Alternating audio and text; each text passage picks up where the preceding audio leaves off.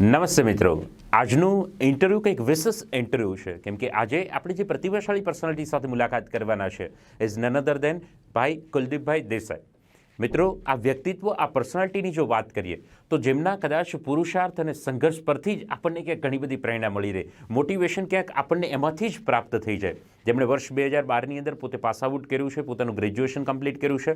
વર્ષ 2014ની અંદર સ્પીપા યુપીએસસી બેચના તેઓ પાર્ટિસિપેટ રહ્યા છે. સાથે સાથે વર્ષ 2017ની અંદર ડીવાયએસઓ ચીફ ઓફિસરની એક્ઝામ જેમણે ક્લિયર કરી છે. એટલું જ નહીં, 2017ની જીપીએસસીમાં પણ તેમણે ખૂબ સારી સફળતા પ્રાપ્ત કરી. ટીડીઓ તરીકે તેઓ નિયુક્ત થયા. સાથે સાથે વર્ષ 2018ની જો વાત કરીએ તો એમાં પણ જીપીએસસીમાં સફળતા પ્રાપ્ત કરી અને મામલતદાર તરીકેની સફળતા પ્રાપ્ત કરી અને વર્ષ 2019માં તેઓ ડેપ્યુટી કલેક્ટર તરીકેની સિદ્ધિ હાંસલ કરી છે. આવો મિત્રો, વધારે સમય ન લેતા મુલાકાત કરીએ આવી પ્રતિભાશાળી અને પ્રેરણાદાયી વ્યક્તિત્વ સાથે, ઇઝ નન અધર દેન ભાઈ કુલદીપભાઈ સાથે. કુલદીપભાઈ, સૌપ્રથમ આપનું હાર્દિક સ્વાગત છે આ પ્રાજેશ્વર ફાઉન્ડેશન પ્લેટફોર્મ પર. અને જો શરૂઆતમાં વાત કરીએ તો જે દર્શક મિત્રો છે એમનો આપણો ટૂંકમાં થોડો પરિચય આપશો તો આપ શું કહેશો સાહેબ? થેન્ક યુ અશોકભાઈ. સૌપ્રથમ તો આપનો પણ ખૂબ ખૂબ આભાર કે આપે મને આ પ્લેટફોર્મ પર બોલાવ્યો. મારો પરિચય આપું તો હું કુલદીપ દેસાઈ, મારું વતન મહેસાણા છે અને જેમ આપે કહ્યું એમ હાલમાં ડેપ્યુટી કલેક્ટર તરીકે હું ફરજ બજાવું છું. દાહોદ ખાતે મારું પોસ્ટિંગ છે અને હાલમાં ટ્રેનિંગમાં છું. રાઈટ છે. અને મારો હોબી છે રીડિંગ ને હું કરું છું, એ મને મારી હોબી છે. રાઈટ.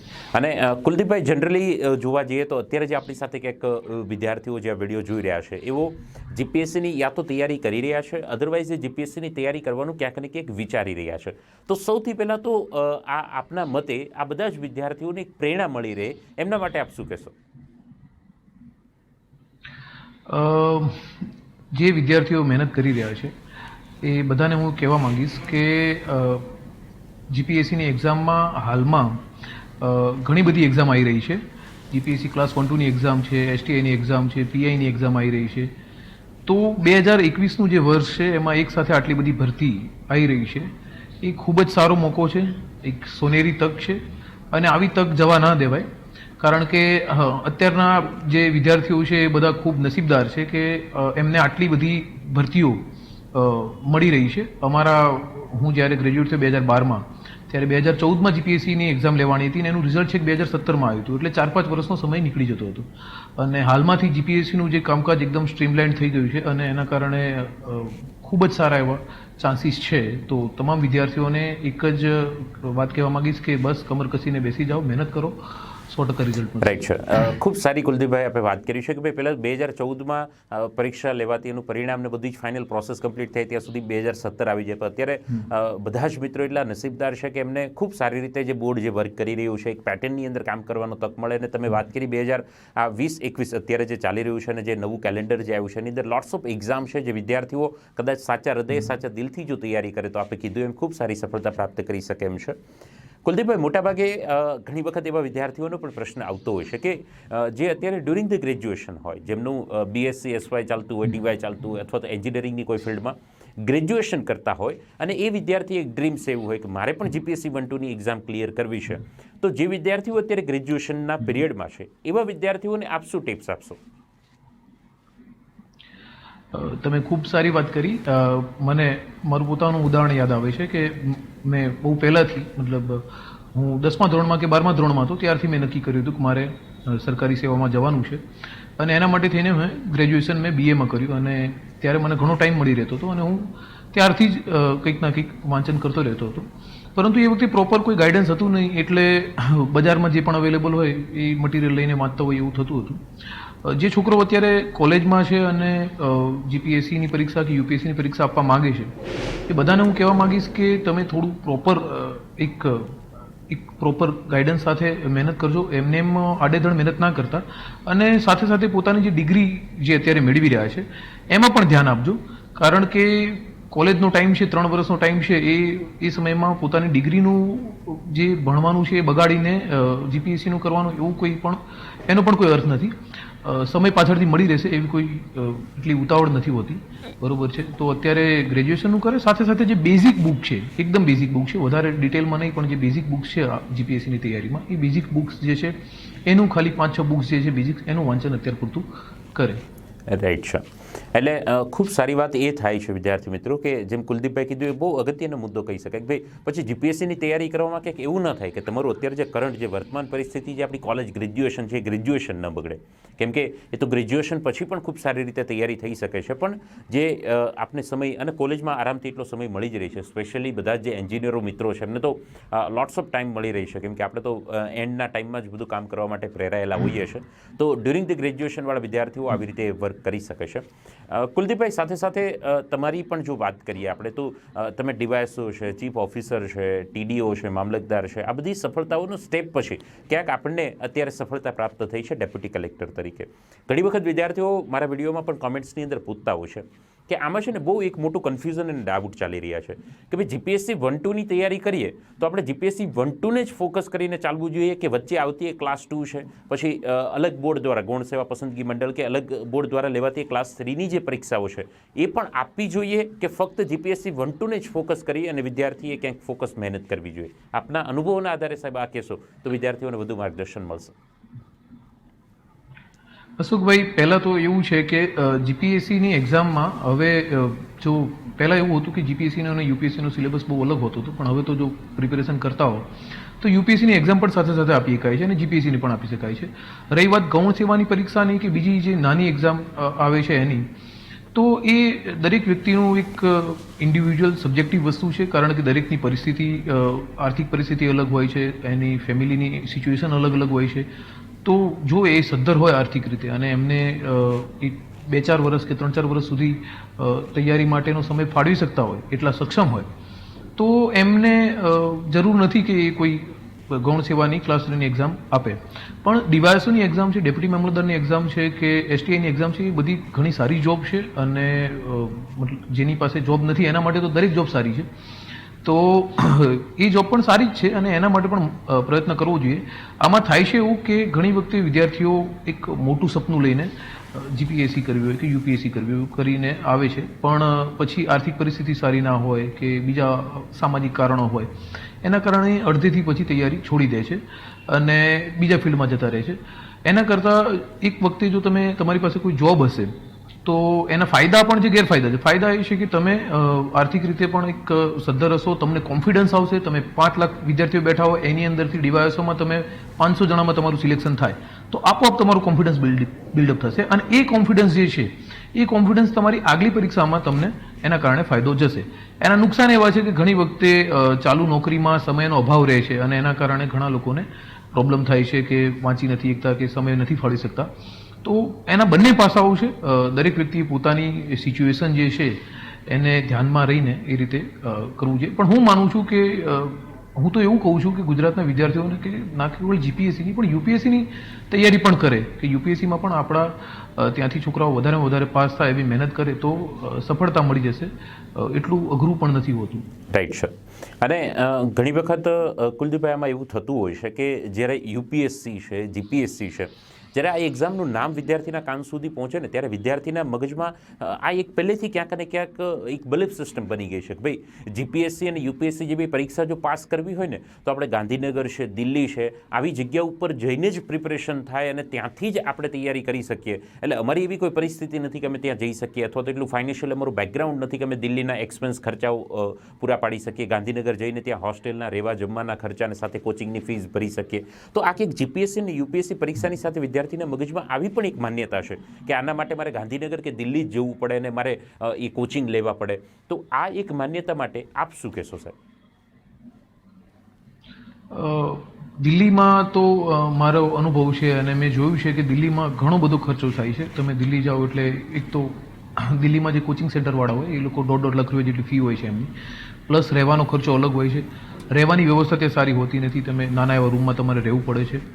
એટલે એક દિલ્હી જવું યુપીએસસી માટે જરૂરી છે એ એટલા પૂરતું કે જો તમારે કોઈ સબ્જેક્ટ, એવો કોઈ સબ્જેક્ટ પોલિટિકલ સાયન્સ છે કે બીજો કોઈ સબ્જેક્ટ રાખવો છે કે જેના ક્લાસ દિલ્હીમાં સારા ચાલે છે તો એના માટે દિલ્હી જવું જરૂરી છે. બાકી જનરલ સ્ટડીઝ જે છે તો જનરલ સ્ટડીઝ માટે થઈને દિલ્હી જવાની કોઈ ખાસ જરૂર યુપીએસસી માટે પણ નથી. સ્પીપાનું વાતાવરણ ઘણું સારું છે. જો સ્પીપામાં એડમિશન મળી જતું હોય તો યુપીએસસી માટે સારું છે. જીપીએસસીમાં આપે જેમ કહ્યું કે નાના શહેરનો કે નાના તાલુકામાંથી કોઈ આવતો વ્યક્તિ હોય એને જો પરવડે એવું ના હોય તો ગાંધીનગર એ ના આવી શકે કે દિલ્હી ના જઈ શકે. તો પહેલાં એક વાત હતી એવી કે દિલ્હી જવું પડે કે ગાંધીનગર જવું પડે, પણ હું એવું માનું છું કે અત્યારે ટેકનોલોજીના યુગમાં આપણે જોઈએ તો ઘણું બધું મટીરિયલ જે છે ઓનલાઈન અવેલેબલ છે, ઓનલાઈન ઘણા બધા લેક્ચર્સ અવેલેબલ છે, ઓનલાઈન ઘણા બધા ક્લાસીસ અવેલેબલ છે. એ જોતા તમે નાના શહેરમાં રહીને પણ તૈયારી કરી શકો છો, નાના તાલુકામાં રહીને તૈયારી કરી શકો છો. જરૂરી એ છે કે તમે જ્યાં પણ હો ત્યાં તમારું એક ગ્રુપ બનાવો. થોડા એકલા તૈયારી ના કરો, હું બધાને એક સજેશન આપીશ. એકલા તૈયારી કરવામાં થોડી પ્રોબ્લેમ થાય છે. થોડું ગ્રુપ હશે નાનું એવું 4-5 જણનું, તો તમે તૈયારી કરવામાં તમને થોડી ફાયદો જશે. બાકી ગાંધીનગર આવીને ગાંધીનગર રહેવું જરૂરી નથી, પણ હા ગાંધીનગર તમે 6 મહિના માટે આવી શકો છો, 3 મહિના માટે આવી શકો છો. એ રીતે આવીને પછી તમે તમારી રીતે જતા રહો તો અહીંયા તમારું એક સારું એવું ગ્રુપ બનશે જે તમારા કોન્ટેક્ટમાં હશે અને આગળ જતાં તમને એ બેનિફિટ રહેશે. ના આવો તો પણ મેં જોયું છે કે ઘણા નાના શહેરોમાંથી મારી જોડે અને આગલી બેચમાં પણ નાયબ કલેક્ટરમાં અને ડીવાયએસપીમાં પણ ઘણા એવા વિદ્યાર્થીઓ છે કે જે લોકો પાસ થયા છે એકદમ નાના શહેરમાંથી અને એકદમ કહેવાય કે જેમની ઇકોનોમિકલ સિચ્યુએશન બહુ વીક હતી એમ છતાં પણ એમણે પાસ કરી છે પરીક્ષા. એટલે એ પાસ થાય જ છે એવું કશું નથી હોતું. પણ તો પણ જો પોસિબલ હોય તો ગાંધીનગરમાં 6 મહિના માટે કે 3 મહિના માટે આવે તો એક એમનું ગ્રુપ સારું બને તો એમને ફાયદો રહેશે. રાઈટ છે, કેમ કે એક જે માહોલ છે એ માહોલ ત્યાં એક વિદ્યાર્થીને મળી રહેતો હોય છે. એટલે જો તમે અનુકૂળતા હોય તો સાહેબે કીધું છે એ એક્શન લઈ શકો છો, પણ એવું જરૂરી નથી કે ત્યાં જશો તો જ પાસ થશો. એ પણ સાહેબે ખૂબ સારી રીતે વાત કરી છે. અને કુલદીપભાઈ, એવો વર્ગ જે વિદ્યાર્થીનો છે જે હજુ ક્યાંક આ તૈયારીની અંદર પાપા પગલી અથવા તો શરૂઆત કરે છે કે બસ હવે શરૂ કરવી છે, જીપીએસસીની તૈયારીની પ્રિપેરેશન શરૂ કરવી છે, તો એવા વિદ્યાર્થીઓએ શરૂઆતમાં કઈ કઈ બાબતોનું ધ્યાન રાખવું જોઈએ? તમે આ સવાલ કર્યો એની સાથે સાથે મને તમારો એક જૂનો સવાલ પણ યાદ આવ્યો કે ગ્રેજ્યુએશન ચાલતું હોય અને જેને પ્રિપેરેશન કરવી હોય એમાં શું કરવું જોઈએ. તો એમાં મને મારે એક વાત એડ કરવાની બાકી રહી ગઈ કે જે શરૂઆત કરે છે પ્રિપેરેશન કરવાની એને કે જે ગ્રેજ્યુએશનમાં છે એણે સૌથી પહેલાં જરૂરી એ છે કે એક માનસિક રીતે ક્લિયર હોવું જોઈએ કે એને આ એક્ઝામ આપવી જ છે અને એને એના માટે થઈને સમય ફાળવવા માટે, એના માટે એટલી એનર્જી ફાળવવા માટે રેડી છે એને પહેલાં માનસિક રીતે તૈયાર થવું પડશે. પ્રોબ્લેમ એ થાય છે કે ઘણા બધા છોકરાઓ શરૂઆતમાં કહેતા હોય છે કે ભાઈ આપણે એક્ઝામ આપવી છે. મારી સાથે જ ઘણા બધા મિત્રો હતા કે જેવું કહેતા હતા કે અમારે જીપીએસસી આપવી છે, પણ ધીરે ધીરે કરતાં એ લોકો પ્રાઇવેટમાં જોઈન થઈ ગયા કે બીજા કોઈના કોઈ કામમાં ઇન્વોલ્વ થઈ ગયા. તો પહેલું તો એક તમે પોતાના લક્ષ્ય પ્રત્યે એકદમ ક્લિયર રહો કે તમારે શું કરવું છે. કોઈ જીપીએસસી કરે કે બીજું કંઈ પણ કરે, બધું પોતાની રીતે દરેક ફિલ્ડ પોતાની રીતે યોગ્ય જ છે, પણ એક ક્લિયર હોવું જરૂરી છે. એટલે ગ્રેજ્યુએશનમાં પણ હોય તો પણ ક્લિયર હોવું જરૂરી છે. અને શરૂઆત કરતા હોય તો એમણે એક ક્લેરિટી રાખવાની છે કે આ એક્ઝામ કોઈ એવું નથી કે તમે આવશો અને તમને સફળતા મળી જશે. ઘણા એવા વિદ્યાર્થીઓ છે જે પહેલા જ વર્ષે 18માં ગ્રેજ્યુએટ થયા અને 19માં ડેપ્યુટી કલેક્ટર બની ગયા છે, એવા પણ લોકો છે. અને ઘણા લોકો એવા છે કે જેને ગ્રેજ્યુએશનથી 10-10, 15-15 વર્ષ થઈ ગયા છે અને ત્યારે એ અત્યારે પાસ થયા છે એક્ઝામમાં. એટલે એવું નથી કે તમે આયા ને તરત પાસ થઈ જશો. તમારે મિનિમમ મારું એવું માનવું છે કે 2-3 વર્ષનો એવો અંદાજ રાખીને આવવું કે 2-3 વર્ષ જેવો સમય આપણે આને આપશું અને સારી રીતે 2-3 વર્ષ મહેનત કરશું, પછી તમે એમાંથી નીકળશો. ઘણા શું કરે છે કે આવે છે અને પછી તરત જ થોડો ટાઈમમાં એ સેટ ના થાય એટલે પછી નીકળી જાય છે. એ રીતે નહીં કરવું. ક્લિયર રહેવું કે 2-3 વર્ષ આપણે મિનિમમ આમાં આપવા જ છે. રાઈટ છે. અને સાથે બીજી એક વાત, એક્સક્યુઝ મી, હું બીજી એક વાત એડ કરવા માગું છું.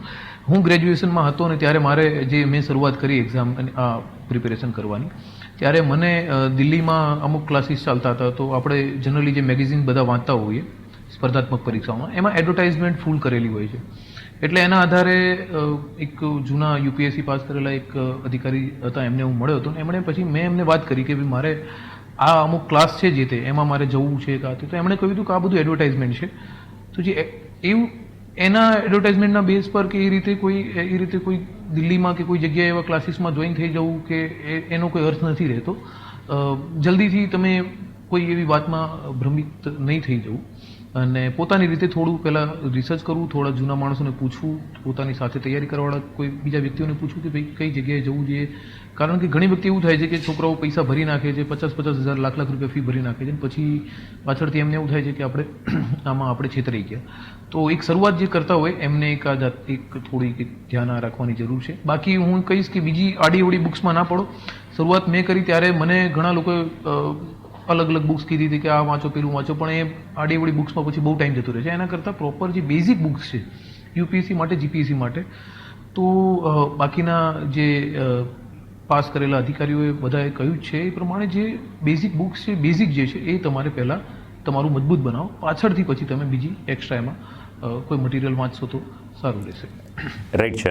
અને સાહેબ આપણે જે બુક્સની પણ જે વાત કરી છે તો સાથે સાથે આપણે એ પણ ચર્ચા કરી જ લઈએ સર કે જે તૈયારીની શરૂઆત કરે છે અથવા તો જે એસ્પિરન્ટ સિરિયસ છે કે મારે જીપીએસસી 1-2ને ક્યાંક ક્લિયર કરવી છે, ક્રેક કરવી છે, મારે પણ ગવર્મેન્ટ ઓફિસર બનવું છે, મારે પણ એ ક્લાસ 1-2 ઓફિસર બનવું છે, તો આવા વિદ્યાર્થીઓ માટે જેમ તમે કીધું કે પહેલાં બેઝિક બુકથી આપણે શરૂ કરીએ તો એ વિદ્યાર્થી કઈ બેઝિક બુક્સને ક્યાંક એપ્લાય કરી શકે? બેઝિક બુક્સમાં અલગ અલગ વિષયની અલગ અલગ બુક્સ છે. જેમ કે હિસ્ટ્રી હોય છે તો હિસ્ટ્રીમાં મેં એનસીઆરટી વાંચી હતી, ઓલ્ડ એનસીઆરટી વાંચી હતી, પ્લસ આધુનિક ભારત માટે થઈને સ્પેક્ટ્રમ વાંચી હતી. પછી જિયોગ્રાફી આવે છે. જિયોગ્રાફીમાં રાજતનિલ મેડમ જે છે એમણે એમના જિયોગ્રાફીના વિડીયો જોયા હતા, એનાથી તમારો જે કોન્સેપ્ટ છે સારો ક્લિયર થાય છે. અને એ ઉપરાંત ગુજરાત ગ્રંથ નિર્માણ બોર્ડની પાઠક સરની બુક છે અને મંજુલાબેન દવેની બુક છે ગુજરાતી ભૂગોળ માટેની, ભારતની ભૂગોળ માટે પાઠક સરની બુક છે. એ જો ગુજરાતીમાં આપતા હો તો એના માટે એ સારી છે. ઇંગ્લિશમાં તમે લખતા હો તો એનસીઆરટી જિયોગ્રાફીમાં બેઝિક્સ છે. ઇકોનોમિક્સમાં જોઈએ તો ઇકોનોમિક્સમાં ઘણું બધું મટીરિયલ છે, પણ મૃણાલ સરના વિડીયો શરૂઆતમાં જોયા હતા તો એના કારણે એક બેઝિક કોન્સેપ્ટ ક્લિયર થયો હતો. પણ મૃણાલ સરના વિડીયોમાં એવું છે કે અત્યારે યુટ્યુબ પર ને બહુ બધા વિડીયો હોય છે, તો એમાંથી જે બેઝિક કોન્સેપ્ટ ક્લિયર કરવાના જે બેઝિક વિડીયો છે એટલા જ જોવાના છે, બધા જોવાની જરૂર નથી. અને ઇકોનોમિક્સમાં ખાસ તો કરંટ અફેર્સ વધારે પૂછાતું હોય છે, તો કરંટ અફેર્સને લગતું તમારે રીડિંગ કરશો તો ઇકોનોમિક્સમાં વાંધો નહીં આવે. એનસીઆરટી ઇકોનોમિક્સમાં પણ 11માની એનસીઆરટી બેઝિક છે, 12માની ને મેક્રો ઇકોનોમિક્સ, તો એ વાંચવી સારી રહેશે. હું બીજું કંઈ ભૂલતો હોઉં તો પોલિટીમાં તો આપણે જોઈએ છીએ કે લક્ષ્મીકાંત એકદમ બેઝિક બુક કહેવાય છે, તો લક્ષ્મીકાંતની બુક વાંચવી સારી રહેશે. કલ્ચરનો પ્રશ્ન હોય છે તો કલ્ચરમાં સિંઘાનિયા સરની બુક છે, એ ભારતના કલ્ચર માટે છે, અને ગુજરાતના કલ્ચર માટે હસુમતીબેન સેદાણીની બુક છે, એ હાલમાં વધારે ફેમસ છે.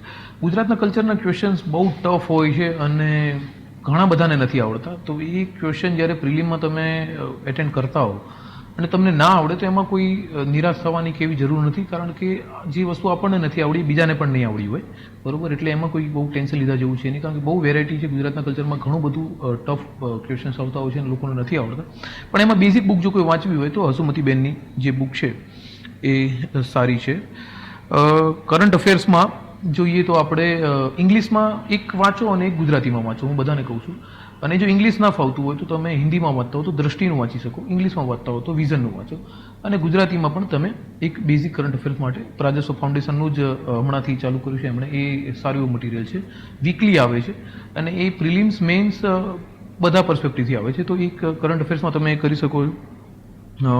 બાકી સાયન્સ એન્ડ ટેકમાં પણ કરંટ અફેર્સને બેઝ પર જ બધું પૂછાય છે, તો સાયન્સ એન્ડ ટેકમાં કોઈક અલગથી બુક વાંચવાની કે એવી કોઈ ખાસ જરૂર નથી. એમાં થોડું તમે ગૂગલનો યુઝ વધારે કરશો અને થોડું સર્ચ કરશો તો તમને એમાં ફાયદો જશે.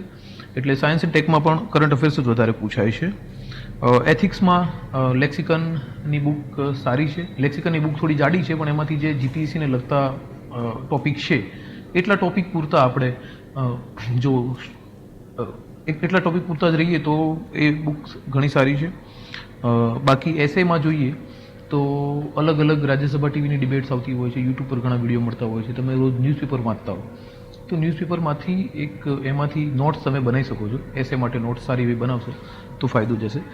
એકચ્યુઅલી જે ક્વેશ્ચન એવું છે કે મટીરિયલ કયું વાપરવું, તો એમાં મૂળ વસ્તુ એવી હોય છે કે કોઈ મટીરિયલ વાપરો એના કરતાં એક એપ્રોચ એવો બનવો જોઈએ સ્ટુડન્ટનો જ્યારે વાંચતો હોય ત્યારે, કે એને ખબર પડવી જોઈએ કે આવું ક્વેશ્ચન પૂછાઈ શકશે કે નહીં પૂછાય.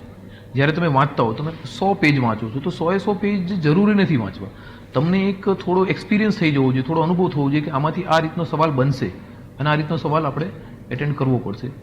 તો એક એવી સ્કિલ થોડી ડેવલપ કરવી પડશે, અને સ્કિલ થોડી ડેવલપ કરવા માટે જે જૂના માણસો એને તો એક્સપિરિયન્સ થઈ જાય, પણ જે નવા તૈયાર કરતા હોય એમને થોડા જૂના પેપર જોઈ લેવાના અને પોતાની રીતે પેપર સોલ્વ કરવાનો ટ્રાય કરવાનો, તો એનાથી એમને એક આઈડિયા આવશે કે આ રીતના સવાલ પૂછાય છે.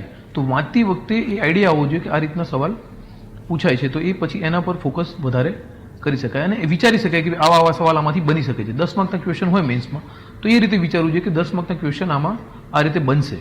બાકી અમુક સવાલ નાના હોય તો એ 10 માર્કના ક્વેશ્ચનમાં નહીં પૂછાઈ શકે. એટલો થોડોક અંદાજ વાંચતી વખતે પહેલો તો હોવો જોઈએ કે ભાઈ આ રીતનો સવાલ બને છે આમાંથી. સવાલ જ નહીં બનતો હોય તો એ વસ્તુ વાંચવાનો કોઈ મતલબ નથી રહેતો. એટલે મેન તો એક વસ્તુ ધ્યાને રાખવાની છે. બાકી બેઝિક અત્યારે મટીરિયલ આ બધું જે છે એના એ બેઝિક છે, એના ઉપર પછી બીજું વાંચવું હોય તો આગળ વાંચી શકો. રાઈટ છે. એટલે ક્યાંક શરૂઆત તમે આ બધા સોર્સથી કરી શકો અને તમે આ સોર્સને જ્યારે એકવાર કમ્પ્લીટ કરો છો દેન આફ્ટર તમારે પછી આગળ કંઈ ફર્ધર સોર્સ યુઝ કરવા હોય તો આપ કરી શકો છો.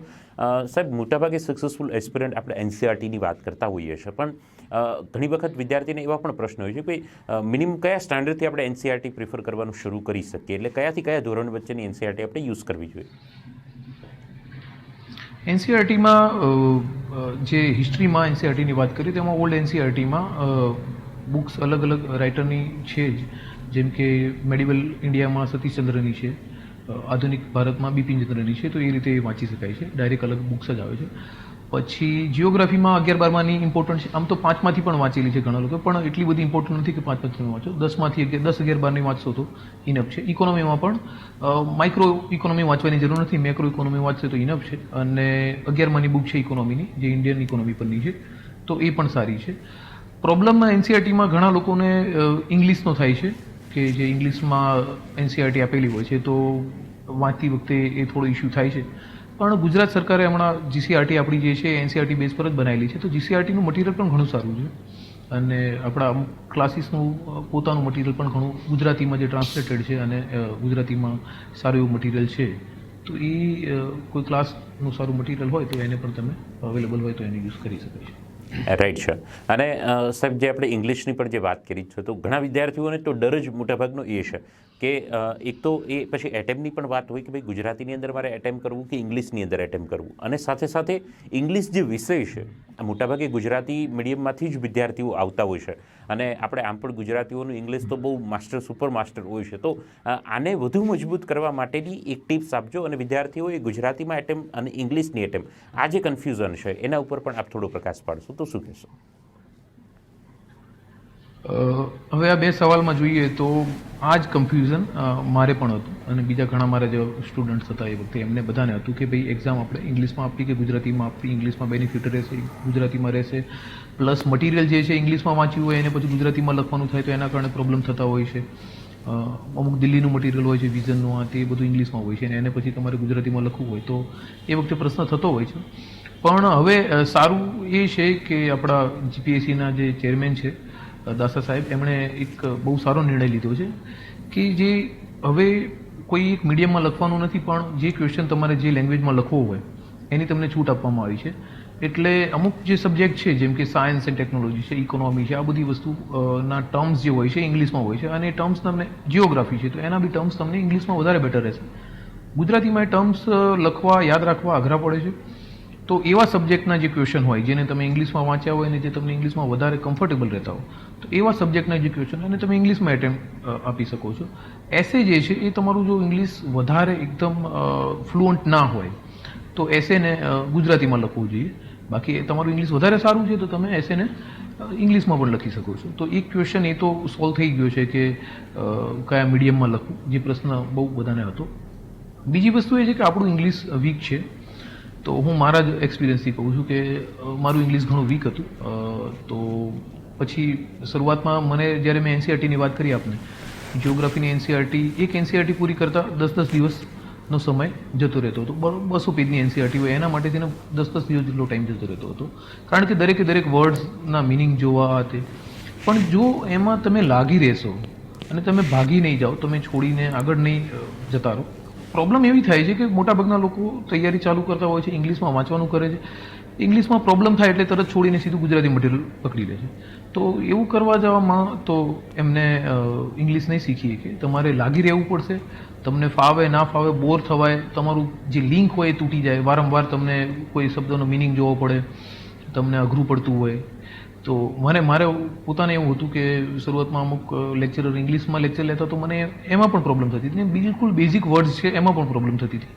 પણ હવે મને એવું લાગે છે જે બુક મેં આપને કહ્યું કે 10 દિવસ થતા હતા એ અત્યારે હું 5 કલાકમાં કે 1 દિવસમાં પૂરી કરી શકું છું. એમાં અત્યારે હવે વાર નથી લાગતી કારણ કે હું એના પાછળ લાગી રહ્યો. તો જો તમે એમાં લાગી રહેશો કોઈ લેંગ્વેજની પાછળ પણ એને પોતાની એવી વીકનેસ નહીં બનાવી.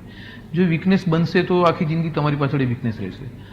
એટલે ઇંગ્લિશ તો શીખ્યા વગર કોઈ છૂટકો જ નથી. તમારે ઇન્ટરનેટનો યુઝ કરવો હોય, યુટ્યુબ પર સર્ચ કરવું હોય, કોઈ સારા લેક્ચર જોવો હોય, બધું ઇંગ્લિશમાં અવેલેબલ છે. તો એની પાછળ તમારે પડી રહેવું પડશે. એનાથી ભાગવાની જગ્યાએ સતત લાગી રહેવું જોઈએ. તો આપોઆપ થોડો ટાઈમ લાગશે કદાચ, પણ ધીરે ધીરે હું મારા એક્સપિરિયન્સથી કહું છું કે એટલા લેવલનું તો તમને આવડી જ જશે ઇંગ્લિશ કે તમે એમાં તમારું જે યુઝ છે એટલું તો તમે કરી જ શકો છો. તો એટલું ઇંગ્લિશ તો સુધરી જ શકે છે. બાકી બીજો એક પ્રશ્ન છે કે જે ઇંગ્લિશનું કમ્પલસરી પેપર આવે છે ઇંગ્લિશ લેંગ્વેજનું, તો કમ્પલસરી ઇંગ્લિશ લેંગ્વેજનું પેપર આવે છે એના માટે તો મેં આગળ જે જૂના જે ટોપર્સ હતા એમની માર્કશીટ્સ જોઈ હતી અને માર્કશીટમાં એમના આન્સર શીટમાં જે એમણે જે પ્રકારના ફરમામાં લખ્યું હોય, લેટર રાઇટિંગ હોય કે એસે રાઇટિંગ હોય, જે પ્રમાણે લખ્યું હોય તો એના આધારે સુધારવાનો ટ્રાય કર્યો. તો પેપર ખાસ લખવા જરૂરી છે. ગુજરાતીનું પેપર છે અને ઇંગ્લિશનું પેપર જે કમ્પલસરી પેપર છે બંને, એ બંને પેપરમાં જેટલી પ્રેક્ટિસ વધારે કરશો એટલો વધારે ફાયદો છે એવું હું કહેવા માગું છું. અને એ બંને પેપર જે બહુ સ્કોરિંગ સારા પેપર છે કે જેમાં તમને પહેલેથી ખબર છે કઈ રીતનું પેપર આવવાનું છે અને એમાં વધારેમાં વધારે જો તમે પ્રેક્ટિસ કરશો, મોક ટેસ્ટ આપશો ઇંગ્લિશના, ગુજરાતીના, તો અને એનું સારું એવેલ્યુએશન તમારી જાતે જ કરજો. જો તમને કોઈ પ્રોપર એવેલ્યુએશન ના થાય તો તમારી જાતે તમે એવેલ્યુએશન કરશો તો પણ તમને સમજાશે કે આમાં આપણી ક્યાં ક્યાં ભૂલ થાય છે. અને એ બંને પેપરમાં ટેસ્ટ આપવા વધારે સારા રહેશે. તો અને જૂના જે બી હોય ટોપર્સ એમના જે સારા માર્ક્સ આવે હોય જેના એના આન્સર શીટ જોઈને એમાંથી આપણે ટ્રાય કરવાનો, એ રીતે લખવાનું.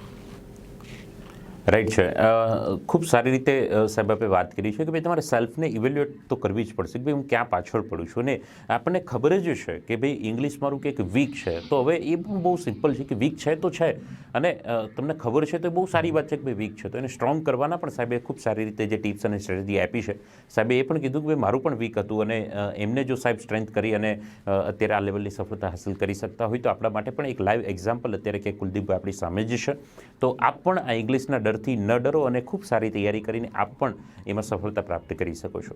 કુલદીપભાઈ, ઘણી વખત એવા વિદ્યાર્થીઓ સાથે મારી સંવાદ થતો હોય, કોમેન્ટમાં પણ વાતચીત થતી હોય, વિદ્યાર્થીઓનો મેસેજ આવતો હોય અને આપણે આમ પણ જોવા જઈએ તો એ બહુ પ્રેક્ટિકલ પોસિબિલિટી રહેતી હોય છે. એક વિદ્યાર્થીએ તૈયારીની શરૂઆત કરી દીધી છે આફ્ટર ગ્રેજ્યુએશન, એટલે કે એમનું એન્જિનિયરિંગ કે કોઈ પણ ગ્રેજ્યુએશન કોર્સ કમ્પ્લીટ થયો પછી એમને જીપીએસસીની તૈયારીની શરૂઆત કરી. 3-4 વર્ષ એક સફરમાં લાગી જ ગયા.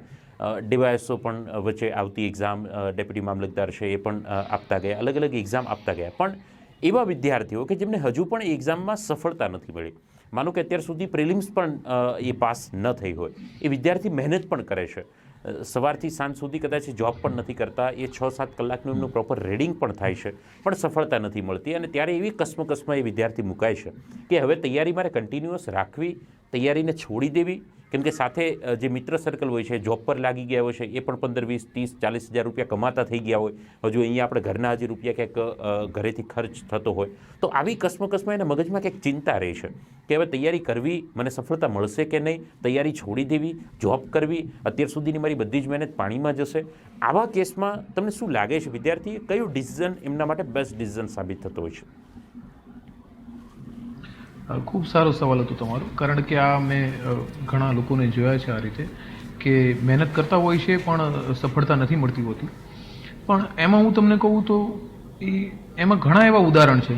યુપીએસસીમાં આપણે ગુજરાતનું જ ઉદાહરણ છે. હમણાં જ એવું થયું કે 4 કે 5 વખત પ્રિલિમ્સ નથી થઈ, એમનું પછી યુપીએસસીમાં સિલેક્શન થઈ ગયું. સતત 4 વખત કે 5 વખત પ્રિલિમ્સ પાસ ના થયા હોય ડાયરેક્ટ પછી સિલેક્શન પણ થયું છે. એટલે જો એક્ઝામમાં બની રહેશે આ તૈયારીઓમાં તો સફળતા મળશે, કદાચ મોડી મળે. એક ખાસ તો વાત એ હંમેશા હું બધાને કહું કે તમે કમ્પેર ના કરો કે તમારી સાથેના લોકો કેટલે છે, ક્યાં છે. એવી કમ્પેરિઝન કરવામાં તો કોઈ એનો એન્ડ જ નથી, કારણ કે ઘણા લોકોને વહેલા સફળતા મળે છે, ઘણાને મોડી મળે છે. અને અમુક વખતે સફળતા મોડી મળે તો એનો આનંદ પણ અલગ હોય છે પાછો. બાકી તૈયારી કરતું રહેવું કે નહીં, એમાં તો બીજી એક વસ્તુ એ છે કે તમારું ઇકોનોમિકલ ફેક્ટર જોવું પડે કે દરેક વ્યક્તિનું પોતાનું આર્થિક સિચ્યુએશન શું છે. જો એમની કેપેસિટી હોય તો 100% કન્ટિન્યુ કરવું જોઈએ. બાકી ટ્રાય એવું કરવું જોઈએ કે કોઈક ના કોઈક નાની એક્ઝામ પણ ક્રેક કરી દે અને પાસ થઈ જાય તો એમને એક બેકઅપ મળી રહે. પણ 4-5 વર્ષ જ્યારે આપ્યા હોય ત્યારે સૌથી મોટો પ્રશ્ન એ જ થતો હોય છે કે શું મારા એ વર્ષો વ્યર્થ ગયા, અને એ જે વાત છે તો આપણે એક્સેપ્ટ કરવા તૈયાર નહીં હોતા કે આપણા વર્ષો વ્યર્થ ગયા છે. પણ હું એવું માનું છું કે એને એ રીતે ન જોવું જોઈએ, કારણ કે એવું દરેક વસ્તુનો હિસાબ બાંધીને આપણે નક્કી ના કરી શકીએ કે એવું, અને આપણે એવી ગણતરી ના રાખી શકીએ કે ભાઈ આપણો દરેક ટાઈમનો યુઝ થઈ જાય ને 5 વર્ષ આપ્યા તો એમાં મને રિઝલ્ટ મળી જ જવું જોઈએ ને એવું નથી હોતું. હા, એક એજ થાય, એક ખાસ એ વસ્તુ હું કહેવા માગું છું કે એક એજ થાય, ઘણા લોકો બહુ મોટી ઉંમર સુધી તૈયારી કરતા હોય છે, મોટી ઉંમરે સફળતા મળે છે, પણ જો જવાબદારીઓ તમારી ફેમિલીની વધારે આવી જતી હોય અને અમુક એજ વધારે થઈ જતી હોય, ઘણા લોકો 35-35 વર્ષે તૈયારી કરે છે, તો મારું એવું માનવું છે કે અમુક એજ પછી એક ટાઈમ લિમિટ બાંધી દેવી સારી. એક પોતાની જાતને આપણે એક રેઝોલ્યુશન રાખી દઈએ કે આપણે પોતાની જાતને કહી દઈએ કે હું હવે 2 વર્ષ કે 3 વર્ષ કે 4 વર્ષ આ ટાઈમ લિમિટથી વધારે હું આગળ નહીં જાઉં, એવું એક પોતાની રીતે નક્કી કરી દેવું જોઈએ. અને પછી સફળતા મળે છે, ઘણાને મળે છે, પણ બધું દરેક વ્યક્તિનું ઇન્ડિવિજ્યુઅલ સિચ્યુએશન અલગ હોય છે, તો એક પોતાની રીતે એવું હોય તો છેલ્લે એક ટાઈમ લિમિટ બાંધી દેવાય કે ભાઈ આ ટાઈમથી વધારે આગળ હું નહીં જાઉં. અને બીજા ઓપ્શન પણ જોવા પડે કે બીજા ઓપ્શન કેવા છે. જો હવે બીજા ઓપ્શન સારા હોય તો જતું રહેવાય બીજા ઓપ્શનમાં, પણ બીજા ઓપ્શન સારા ના હોય તો એ વ્યક્તિની પણ મજબૂરી છે કે બીજા ઓપ્શનમાં જઈ નથી શકતો. આપણે કહીએ કે છોડી દે કે બીજું કરે, પણ બીજું શું કરે? બીજા ઓપ્શન જો સારા ના હોય તો શું કરે? એટલે બીજા ઓપ્શન કયા છે એના પર પણ ડિપેન્ડ કરે છે. સારો ઓપ્શન હોય ને બીજું કોઈ ફિલ્ડમાં એમાં એમને કામ સારું મળી રહેતું હોય તો 100% અમુક ઉંમર થાય ને પછી ના થઈ શકતું હોય તો છોડી પણ દેવાય. કારણ કે અલ્ટિમેટલી તમે જે કહ્યું કે 5 વર્ષ થયા હોય ને પછી આપણે એને છોડી નથી શકતા કે 5 વર્ષ થઈ ગયા હવે, તો આ એક્ઝામ જે છે એ એક જોબ માટેની એક્ઝામ છે. આપણે એને એટલું સિમ્પલ રીતે લેવું જોઈએ અને કોઈ લાઈફ એન્ડ ડેથનું ક્વેશ્ચન ના બનાવવું જોઈએ કે ભાઈ આ એક્ઝામ પાસ કરીશ તો જ મારી લાઈફ છે કે નહીં કરું તો કશું નથી. એ વાળી કોઈ વાત નથી.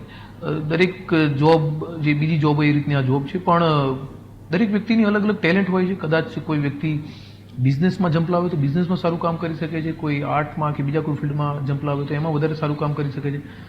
એવું પણ બની શકે કે જે જોબમાં ના આવ્યા હોય, સક્સેસ ના ગયા હોય, પણ બીજા ફિલ્ડમાં એ ઘણા સક્સેસ જઈ શકે છે. તો આને મતલબ એ રીતે ના જોવું જોઈએ કે મતલબ જીપીએસસી પાસ કરું. ઘણા મેં જોયા છે લોકો એવું કે ભાઈ ઘરે નહીં જવું ત્યાં સુધી, જીપીએસસી પાસ નહીં થાય ત્યાં સુધી. તો એવું કંઈ એટલું બધું એવું કરવાની જરૂર નથી. એને બહુ લાઇટલી લેવું જોઈએ અને બહુ નોર્મલ લેવું જોઈએ કે બીજી એક્ઝામ છે, એ રીતની એક્ઝામ છે, જોબ છે, અને સફળ થયા તો બરોબર, ના થયા તો કદાચ આપણા નસીબમાં બીજું લખ્યું છે ભગવાન, એવું એક્સેપ્ટન્સ હોવું જોઈએ. રાઈટ છે. ખૂબ સારી રીતે વાત કરી છે. અને ક્યાંક આ બધી જ પરિસ્થિતિ માંથી તમે ક્યાંક પસાર થયા હોય અને સાથે સાથે તમે જે ગ્રુપ હોય એને ખૂબ સારી રીતે તમે ઓબ્ઝર્વ કર્યું હોય એટલે વિદ્યાર્થીને ખૂબ પ્રેક્ટિકલ આન્સર આપવાથી જે પ્રાપ્ત થઈ રહ્યા છે. અને કુલદીપભાઈ, ઘણી વખત વિદ્યાર્થી જ્યારે વાંચતા હોય છે, તૈયારી એક મનથી નક્કી કરી લીધું કે આપણે તૈયારીની શરૂઆત કરવી, શરૂ પણ કરી દીધી, પણ ઘણી વખત વિદ્યાર્થીઓની સાથે એવું થતું હોય છે કે વાંચવા બેસે, ભલે લાઇબ્રેરી જોઈન્ટ કરે, ગ્રુપ જોઈન્ટ કરે, પણ વાંચતા એને ક્યાંક પોઝિટિવિટી કરતાં નેગેટિવિટીના વિચારો વધારે આવે કે મારાથી આ પાસ નહીં થાય તો મને આવડશે કે નહીં, હું કરી શકીશ કે નહીં, ક્યાંક હું રહી તો નહીં જાઉં, આ એટલો લાંબો સિલેબસ, આ દરિયા જેવો સિલેબસ મારાથી કેવી રીતે થશે, મને આ યાદ રહેશે કે નહીં, આ પૂછાશે કે નહીં. તો આવા મનની અંદર સતત આવા વિચારોનો મારો ચાલતો રહેતો હોય છે ને આ વિચારોને કારણે ક્યાંક એ સારી તૈયારી નથી કરી શકતા. તો આવું એક વિદ્યાર્થીની લાઈફમાં જનરલી બનતું હોય છે. તમારી સાથે પણ આવું ક્યારેક થયું હોય તો આમાંથી તમે કેવી રીતે બહાર આવ્યા, અથવા તો વિદ્યાર્થીએ કેવી રીતે આ બધી મનોમંથનમાંથી ક્યાંક બહાર આવવું જોઈએ, એના માટે આપ શું કહેશો? તમે ખૂબ સરસ વાત કરી કે આ રીતનો પ્રોબ્લેમ્સ બધાને થતો હોય છે, અને હું એના પર જ એક વાત કહેવા માગતો હતો કે શરૂઆતમાં અમે જ્યારે ફર્સ્ટ જીપીએસસી આપી ત્યારે પહેલો પ્રશ્ન તો એ જ થાય કે આટલા લાખ લોકો બેસતા હોય અને એમાં ઘણા એમબીબીએસ કરેલા છોકરાઓ હોય છે, એમડી કરેલા છોકરાઓ હોય છે, કોઈ સારામાં સારી એન્જિનિયરિંગ કોલેજમાંથી કરેલા હોય, એમબીએ કરેલા હોય. તો ત્યારે પ્રશ્ન થાય કે શું આપણો નંબર આ 200 જણામાં 300 જણામાં લાગશે કે નહીં લાગે? એ પ્રશ્ન તો દરેક વ્યક્તિને થતો હોય છે. અને ઘણી એવી મોમેન્ટ્સ આવે છે જેમાં તમે નિરાશ થઈ જતા હો, થાકી જતા હો, એવું થાય છે. પણ હું એવું માનું છું કે આ જે ચેલેન્જિંગ, આ જોબની મજા એટલા માટે છે અને પરીક્ષા પાસ કરવાની પણ જે એનો જે ઉત્સાહ જે છે એનું કારણ એટલું જ છે કે અઘરી છે. જો એ સરળ હોતી અને બહુ ઇઝીલી પાસ થઈ જતા હોતો તો એનો કોઈ એટલો આપણને કોઈ એનો કોઈ રોમાંચ કોઈ આપણને થતો નહીં કે ચલો એક્ઝામ આપીએ. એક્ઝામ આપીને જે ખુશી મળે છે અને પાસ થવાથી જે ખુશી મળે છે એનું કારણ જ એ છે કે એ ટફ છે. પહેલી વસ્તુ તો એ છે. બીજી વસ્તુ તમે જે કહ્યું કે ઘણા એવા નિરાશ થઈ જનારા પળો ક્ષણો આવતી હોય છે આપણે કે જેમાં આપણને એવું થાય કે આપણાથી નહીં થઈ શકે કે હું મારી પોતાની વાત કરું તો હું જીપીએસસી પહેલી વખતે જ્યારે મેં આપી 14ની જીપીએસસી હતી ત્યારે મારું 6 ગણા વ્યક્તિઓ પહેલાં પ્રિલિમ્સમાં પાસ કર્યા હતા તો હું 6 ગણામાં નહોતો થયો. પ્રિલિમ્સ યુપીએસસીની હતી ત્યારે એ પ્રિલિમ્સ પણ યુપીએસસીની પાસ નથી થઈ. તો એવું લાગતું હતું કે હવે બીજું કંઈ નહીં થાય તો શું થશે, એવા પ્રશ્નો થાય અને આપણે આપણી જાત પર ડાઉટ કરવા માંડીએ કે શું મારી અંદર ક્ષમતા નથી કે મારી અંદર કોઈ ટેલેન્ટ નથી કે એવા પ્રશ્નો દરેકને થતા હોય છે. મને નહીં પણ મેં અમારા ઘણા સાથી મિત્રો યુપીએસસી પાસ કરેલી છે એ લોકોને પણ ડાઉટ થતા હોય છે, એ લોકો પણ એન્ઝાયટીમાં જતા હોય છે, એ લોકોને પણ ઘણાને બીજી પ્રોબ્લેમ્સ થતી હોય છે. બટ અલ્ટિમેટલી આ બધી વસ્તુથી ઉપર ઉઠીને તમારે સમજી લેવું જોઈએ કે બીજો કોઈ આપણી પાસે રસ્તો નથી, આપણે આ કરવાનું છે તો કરવાનું જ છે એવું એક ફર્મ ડિસિઝન લઈને તમારે આગળ વધવું પડે છે. બીજી વસ્તુ ખાસ તમે જે નેગેટિવિટીની વાત કરી તો ઘણા બધા લોકોને મેં જોયા છે જે ખાસ હું કહેવા માગું છું કે પરીક્ષા પાસ કરવા માટે ખાલી એકલી મહેનત નથી જરૂરી હોતી, તમારો એપ્ટિટ્યૂડ જે છે એના માટેનો હોવો જોઈએ. કે ઘણા લોકો મેં જોયા છે કે એકદમ નેગેટિવ થઈ જાય છે. ઘણા લોકો કહે છે કે બધું ભ્રષ્ટાચાર ચાલે છે અને કશું બધું ખોટું ચાલે છે અને આમ પછી બીજા કોઈ કારણો બતાવતા હોય એમ કરીને તમે એવો કોઈ નેગેટિવ એપ્રોચ લાવવાની જરૂર નથી. તમારે બિલકુલ પોઝિટિવ રહેવાનું છે. તમારું થશે. પહેલી એક જ શરત છે, કોઈ પણ એક્ઝામ હોય કે બીજી કોઈ પણ વસ્તુ હોય, એક જ શરત એ છે પહેલી કે તમારા મનમાં એક વખતે એક વિશ્વાસ તો હોવો જોઈએ કે હું કરી શકીશ. જો તમે એવું માનો નહીં કે હું નહીં કરી શકીશ તો હું નથી માનતો કે તમે નહીં માનતા હો તો પોસિબલ નહીં કે થશે. તમારા મનમાં ક્યાંક ને ક્યાંક તમારે એક સંકલ્પ લેવો પડે અને તમારે માનવું જોઈએ કે ના મારાથી થશે, એક્ઝામ પાસ થશે. અને તમે મેં કહ્યું એમ કે ટેસ્ટ સિરીઝ આપતા રહેતા હો, તમારું એક ફ્રેન્ડ સર્કલ સારું હોય તો બધાની જોડે બેસીને તમે પ્રિપેરેશન કરતા હો તો ધીરે ધીરે તમને એવું કોન્ફિડન્સ આવશે. તમે ટેસ્ટ સિરીઝ આપતા રહેશો એમાં તમને કોન્ફિડન્સ આવશે, તમારા ક્વેશ્ચન આન્સર જોઈને તમને એક કોન્ફિડન્સ આવશે, તમારી મહેનતથી તમને કોન્ફિડન્સ આવશે. મેં એક્ઝામમાં મેં ડિવાઇસોની ક્લિયર કરી હતી એના પછી મને વધારે કોન્ફિડન્સ આવ્યો કે મને થયું કે આપણે ગુજરાતમાં 500-600 લોકો જે ડિવાઇસોમાં પાસ થયા કે ડેપ્યુટી મોમેન્દ્ર પાસે એમાં આપણે આવી શકીએ છીએ તો હવે બીજા 200-300 જણામાં પણ આવી શકીએ. તો એવી કોઈ એક્ઝામ તમે નાની બીજી આપશો, ક્લિયર કરશો તો એનાથી પણ કોન્ફિડન્સ તમારો ડેવલપ થશે. પણ નેગેટિવિટી આવતી હોય છે એ કોઈ એક્સક્લુઝિવલી કોઈ એવું વિચારવાની જરૂર નથી કે હું એકલો નેગેટિવ થઈ જાઉં છું કે બીજાને નહીં થતું હોય. બધાની જિંદગીમાં એવું ચડ ઉતર આવતી હોય છે. બટ એને તમારે ઓવરકમ કરીને આગળ તમારી પાસે કોઈ ઓપ્શન નહીં, વાંચવા બેસી જવાનું છે બસ, બીજો કોઈ વધારે વિચાર કરવાનો નહીં અને બસ લાગી પડવાનું. રાઈટ છે. અને સાહેબ આપણે જે શરૂઆતમાં તમે જે વાત કરી છે સ્પીપાની, એક વિદ્યાર્થી માટે સ્પીપાનું પ્લેટફોર્મ પણ ખૂબ ઉપયોગી સાબિત થતું હોય છે. તો ઘણીવાર વિદ્યાર્થીને આની બહુ ઓછી ઇન્ફોર્મેશન હોય છે, તો આપ ટૂંકમાં કદાચ એના ઉપર વાત કરીએ તો એના માટે એલિજિબિલિટી ક્રાઇટેરિયા શું રહેતો હોય છે? એક વિદ્યાર્થીની એની એન્ટ્રન્સ માટે એમને અલગથી તૈયારી કરવી પડતી હોય છે કે શું એક્ઝેક્ટ સિનારીઓ રહેતો હોય છે? સ્પીપા એ ગુજરાત સરકાર દ્વારા સંચાલિત સંસ્થા છે અને હું માનું છું કે યુપીએસસીની તૈયારી કરવાવાળા લોકો માટે, યુપીએસસી માટે પર્ટિક્યુલરલી આખા ગુજરાતમાં સારામાં સારી સંસ્થા છે. હું 2014ની બેચમાં હતો ત્યારે. તો સ્પીપામાં તમારે એનું એલિજિબિલિટી એ છે કે ગ્રેજ્યુએશન હોવું જોઈએ તમારે. તમે ગ્રેજ્યુએટ હો તો તમે સ્પીપાની એક્ઝામ આપી શકો છો. સ્પીપાની એક્ઝામ માટે થઈને કોઈ અલગથી વાંચવાની જરૂર નથી. એમાં પ્રિલિમ્સ હોય છે અને એના પછી એસેનું પેપર હોય છે. અમારા વખતમાં ઇન્ટરવ્યૂ હતા પણ હવે ઇન્ટરવ્યૂની સિસ્ટમ નથી, અત્યારે એસે જ હોય છે. તો પ્રિલિમ્સમાં જનરલી લ્યુસન્ટી બુક વાંચી લો. લ્યુસન્ટી બુક સારી આવી, લ્યુસન્ટ જીકેની જે છે તો એ પ્રિલિમ્સ માટેની સારી રહેશે. પ્લસ યુપીએસસીના જૂના વર્ષના પેપર્સ, સ્પીપાના થોડા જૂના વર્ષના પેપર્સ તમે જોઈ લો તો એના બેઝ પર તમને એ પ્રિલિમ્સ માટે એ ઘણું બધું ફાયદો કરશે. અને જે બેઝિક્સ મેં કહ્યું, બેઝિક બુક્સ જે કહી કે એનસીઆરટીને જે છે એટલું તમારું જો થોડું સ્ટ્રોંગ હશે તો એના બેઝ પર તમારે પ્રિલિમ્સમાં તમને ફાયદો જશે. અને પછી એસે આવશે. એસે માટે થઈને તો આગળ મેં વાત કરી રીતના કે રાજ્યસભા ટીવીના વિડીયો હોય, કરંટના ન્યૂઝપેપર હોય કે પછી ઓનલાઈન તમે જે સર્ચ કરીને તમે મેળવો એ બધું. એસેમાં પણ તમે જો થોડું ઘણું જૂના પેપર જોશો તો એ પ્રકારના અમુક થીમ બનાવી દો કે 4-5 અલગ અલગ થીમ પર એસે કે એગ્રીકલ્ચર છે, એજ્યુકેશન છે, એવી અલગ અલગ થીમ પર, હેલ્થ છે, તમે એક નોટ્સ જેવું બનાવશો તમારી તો એ થીમના બેઝ પર એ તમારા જે નોટ્સ છે એના બેઝ પર તમે કોઈ પણ પ્રકારનો એસે આવે એના અંદર તમે તમારા મુદ્દાઓ લખી શકશો. એટલે સ્પીપા મારે પણ દિલ્હી જવાનો પ્લાન હતો પણ પછી મારું એ વખતે સ્પીપામાં સિલેક્શન થઈ ગયું એટલે પછી મેં દિલ્હીવાળું કેન્સલ રાખ્યું. સ્પીપામાં સારી વસ્તુ એ છે બીજી કે સ્પીપામાં જે છોકરાઓ પાસ થયા હોય છે, આપણું એલ્યુમિનિયમનું સ્પીપાનું છે બહુ સ્ટ્રોંગ છે, અને સ્પીપામાં તમને રેસિડેન્શિયલ ફેસિલિટી આપે છે, હોસ્ટેલમાં રહેવા માટે પણ આપે છે. તો હોસ્ટેલમાં રહેવા મળે તો એક માહોલમાં જો બધા ભેગા રહેતા હશે, અને બધા એવા વિદ્યાર્થીઓ કે જે ગુજરાતમાંથી 100 જણા કે જે પરીક્ષા પાસ કરીને આવેલા છે, તો એક સ્ટાન્ડર્ડવાળા માણસો હશે ને, એમની જોડે જો તમે રહેશો, ત્યાં આખું વર્ષ રહેશો, એમાંથી ઘણા લોકો યુપીએસસી પાસ કરશે, ઘણા આઈએએસ બી હોય છે, તો સ્પીપાના ત્યાં આવતા જતા રહેતા હોય છે, ઘણા આઈપીએસ જૂના હોય છે, એ લોકો પણ સ્પીપામાં આવતા જતા રહેતા હોય છે. તો એવા લોકોનું ઇન્ટરેક્શન થશે, તમને મોટિવેશન મળશે એમને જોઈને, તમને ગાઈડન્સ જોઈતું હશે તો ગાઈડન્સ મળશે, અને તમને પણ થશે કે જો આપણા સાથેનો માણસ કોઈ જે છે એ કરી શકે છે, પાસ થઈ શકે છે, તો આપણે પણ થઈ શકીએ. એક જાતનો કોન્ફિડન્સ તમને સ્પીપામાં આવવાથી થશે. અને સ્પીપાના લેક્ચર્સ બી સારા હોય છે. એટલે મેઇન તો સ્પીપાનો જે ફાયદો છે, બેનિફિટ છે, લાઇબ્રેરી અને એનો સ્પીપાનું જે એન્વાયરમેન્ટ છે, માહોલ જે છે સ્પીપાનો, એ તમને ત્યાં રહેવાથી મળે. હું સ્પીપામાં ખાસ બીજું એ કહીશ કે જો કોઈ પણ સ્પીપામાં જોઈન થાય તો તમે ત્યાં રહેવાનું ખાસ કરજો.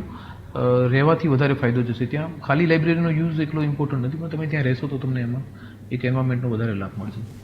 રાઈટ છે. એટલે સ્પીપા પણ એક વિદ્યાર્થી માટે ખૂબ ઉપયોગી પ્લેટફોર્મ સાબિત થાય છે. તો એને લઈને પણ આપ તૈયારી એને લઈને પણ આપ ટાર્ગેટ કરી શકો છો. એમની બધી જ ડિટેલ મોસ્ટલી આપ એમના પ્લેટફોર્મ વેબસાઇટ પર જાઓ છો, ત્યાં ક્લિયરલી બધી જ ડિટેલ મેન્શન કરેલી હોય છે. અને ઘણી વખત આવી રીતે સક્સેસફુલ એસ્પિરન્ટ દ્વારા પણ ઇન્ટરવ્યૂમાં માહિતી મળતી હોય છે.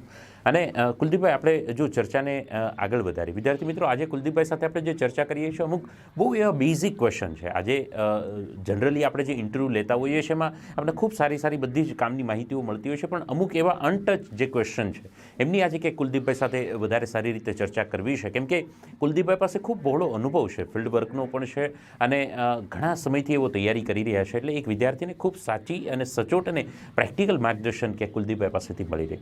કુલદીપભાઈ, ઘણી વખત વિદ્યાર્થીને એવો પણ પ્રશ્ન થાય કે યાર, હું કેટલી કલાક વાંચવું તો ઓફિસર બની શકાય, અથવા તો મારી એક રિવિઝનની છે, એક આઈડિયલી શું સાયકલ હોવી જોઈએ, કેટલા ટાઈમ પર રિવિઝન થઈ જવું જોઈએ, દિવસનું કેટલી કલાકનું રીડિંગ થવું જોઈએ, પ્રોપર ટાઈમ ટેબલની જ્યારે આપણે વાત કરતા હોઈએ, તો તમારું આઈડિયલી તૈયારી જ્યારે ફૂલ ફ્લેશની અંદર આપ કરતા હતા, ત્યારે તમારું આઈડિયલી ટાઈમ ટેબલ શું રહેતું હતું? ટાઈમ ટેબલ એકચ્યુઅલી એ વસ્તુ છે કે એ સબ્જેક્ટિવ વસ્તુ છે. દરેક વ્યક્તિની સ્ટાઇલ અલગ હોય છે. આપણે જોયું, ક્રિકેટના પ્લેયર હોય કે ફૂટબોલના પ્લેયર હોય, દરેકની સ્ટાઇલ અલગ હોય છે. કે કોઈ આમાં ઘણી વખતે લોકો પ્રશ્ન પૂછતા હોય કે કેટલા કલાક વાંચવું જોઈએ. પછી ઘણા પાસ થયેલા એવું કહેતા હોય કે 18 કલાક વાંચીએ તો સારું રહે, પણ એવું કશું હોતું નથી. દરેક વ્યક્તિનું અલગ અલગ હોય છે. કોઈ વધારે વાંચતા હોય છે, વધારે, પણ એનો ગ્રાસ્પિંગ પાવર ઓછો હોય, તો 12 કલાક વાંચતા હોય પણ તો પણ જરૂરી નથી કે સક્સેસ મળે. તમે જે વાંચ્યું છે એને તમે તમારા એક્ઝામમાં, તમારી મેઇન્સ હોય ત્યારે કે તમે એને જો તમે તમારી આન્સર બુકમાં જો તમે એને રિફ્લેક્ટ નહીં કરી શકતા, પ્રોપર વેમાં તમે એને બતાવી નથી શકતા, તો પણ કદાચ તમને રિઝલ્ટ ના મળે. એટલે કેટલા કલાક વાંચ્યું એ એક સબ્જેક્ટિવ વસ્તુ થઈ જાય. ઘણાની મેમરી, મેં ઘણા મિત્રો જોયા છે, એટલી સાફ હોય છે એ 2 કલાક 3 કલાક દિવસનું વાંચતા હોય, પણ એમને જે જરૂરી છે એમને યાદ રહી જતું હોય છે દરેક વસ્તુ. અને ઘણા લોકો એવા છે કે જે લોકો 10 કલાક વાંચે છે, 12 કલાક વાંચે છે, એમ કરીને પણ પાસ થયા છે. શિડ્યુલમાં પણ એવું છે કે રાત્રે વાંચવું, દિવસે વાંચવું, ઘણા લોકો પૂછતા હોય છે, પણ હું એને બહુ સબ્જેક્ટિવ માનું છું કે દરેક વ્યક્તિનું પોતાની એક એ માની શકાય. જનરલી એવું પણ કહી શકાય કે કેટલા કલાક વાંચ્યું એના કરતાં ઇમ્પોર્ટન્ટ ફેક્ટર એ છે કે કન્સિસ્ટન્સી હોય. કન્સિસ્ટન્સી ઇન ધ સેન્સ તમે સતત વાંચો. એવું નથી કે આજે હું 10 કલાક વાંચું, પછી કાલે સૂઈ જાઉં, પછી પરમ દિવસે 10 કલાક વાંચું, એ રીતે નહીં. તમે રોજ 5 કલાક તમે વાંચી જતા હો, સતત તમે 6 મહિના સુધી 5 કલાક રોજ વાંચશો તો 100% તમને રિઝલ્ટ મળે. તમે ઇમેજિન કરો કે રોજના 5 કલાક વાંચો છો, 1 કલાકમાં 20 પેજ વાંચો છો, કેટલા બધા પેજ તમે વાંચી શકો 6 મહિનામાં. પ્રોબ્લેમ એ થાય છે કે લોકો થોડો ટાઈમ ફોલો કરતા હોય ટાઈમ ટેબલને, પછી પાછું બ્રેક લાગી જાય, તો 15 દાડાનો વચ્ચે બ્રેક આવે, 15 દાડા કશું ના વંચાય, પાછા ફરીથી ચાલુ કરે, પાછું 15 દાડાનો બ્રેક લાગે. તો એવું ના થવું જોઈએ. બેટર એ છે કે તમારી કન્સિસ્ટન્સી જળવાઈ રહે, તમે સતત વાંચતા રહો. ભલે ઓછું વાંચો, પણ એવું કોઈ દિવસ બગડે એ રીતનું ના કરો. ઓછું વાંચો, 4 કલાક વાંચો તો 4 કલાક, 2 કલાક તો 2 કલાક, પણ કોઈ દિવસ આખો ફેલ જાય એવું નહીં કરવાનું. બને ત્યાં સુધી કન્સિસ્ટન્સી રહે અને રેગ્યુલર વંચાય એવો ટ્રાય કરવાનો, એ ખાસ હું કહેવા માગું છું. અને મેઇન્સ જનરલી જ્યારે પરીક્ષા નજીક આવશે તો એ તો આપોઆપ તમારું વધારે વંચાવાનું થઈ જશે, ત્યારે તમારે કંઈ એફર્ટ કરવાની બી નહીં જરૂર પડે.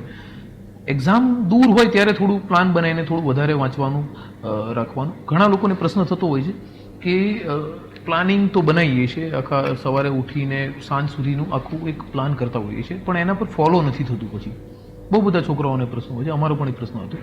પણ એમાં મને એક અમારા સિનિયર એક બહુ સારી વાત કરી હતી કે તમે કોઈ પ્લાનિંગ બનાવો છો, ભલે તમારું પ્લાનિંગ જે છે એ 100% તમે એના પર ફોકસ ના કરી શકો કે 100% એને ફોલો ના કરી શકો, તમે એનું 40% કે 50% પણ ફોલો કરશો તો પણ હું માનું છું કે તમને સક્સેસ મળશે. 50% પણ તમારા પ્લાનિંગ પ્રમાણે જો તમે ચાલશો તો પણ સક્સેસ મળશે. કારણ કે કોઈ પણ માણસને તમે જોઈ લો, છેલ્લા દિવસે તમે એને મળજો, ભલે 6 મહિના પહેલાંથી વાંચતો, છેલ્લા દિવસે મળશો તો એમ કહેશે કે મારો સિલેબસ બાકી છે વાંચવાનો, એને વાંચવાનો બાકી જ હોય સિલેબસ. કારણ કે એ બધાને એવું થતું હોય છે. પણ હું એવું માનું કે 40% 50% પણ જો પ્લાન ફોલો થશે, ઉપર ઘણી વખતે પ્રોબ્લેમ એ થાય છે કે લોકો એકદમ ડિટેલમાં પ્લાન બનાવતો હોય છે કે આ કલાકે આ કરે, આ કલાકે આ કરે. એ રીતે ડિટેલમાં વધારે કોઈ પ્લાન કરવાની જરૂર નથી. તમે ઉપરનું એક આમ કહેવાય કે મોટી રીતે વિચારી લો કે ભાઈ મારે 10 દિવસ કે 2 દિવસ 4 દિવસ આ વાંચવાનું છે, પછી 2-4 દિવસ આ વાંચવાનું છે, તો પણ વાંધો નહીં આવે. ઉપરનું થોડું પ્લાનિંગ કરશો તો પણ વાંધો નહીં આવે.